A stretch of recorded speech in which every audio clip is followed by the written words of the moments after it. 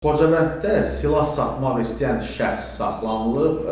Daxili İşlər Nazirliyinin mətbuat xidmətinin məlumatına görə polis tərəfindən Xocavənd rayonunda keçirilən tədbirlərdə Güney Xırman kəndində müvəqqəti yaşayan və tikinti şirkətlərindən birində çalışan 26 yaşlı Rəşad Salahov şübhəli şəxs qismində saxlanılıb. Onun yaşadığı evdən 2 Kalaşnikov avtomatı, 1 İJ markalı ov tüfəngi, 5 patron darağı və 150 ədəd patron aşkarlanaraq götürülüb. Araşdırmalarla Salahovun qanunsuz saxladığı odlu silah-sursatı rayonda aparılan tikinti və yenidən qurma işlərində çalışan zaman tapdığı, sonradan satış məqsədi ilə yaşadığı evdə gizlətdiyi müəyyən edilib. Faktla bağlı Xocavənd rayon polis şöbəsinə Cinayət Məcəlləsinin müvafiq maddəsi ilə cinayət işi başlanılıb, əməliyyat istintaq tədbirləri davam etdirilir. Bax, bu artıq özün öz halal zəhmətinə,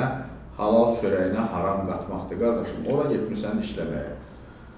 Halal ruzunu qazanırsan, bu silahı da tapmışsan, apar ver aidiyyatı quruma, denən belə bir şey, belə deyək də tapmışam, belə bir silah tapmışam, buyurun, götürün, təhvil alın. Yəni, bunu satıb qazanc əldə eləməyin əvəzinə neynədin? Özün öz azadlığına müdaxilə eləmiş oldun.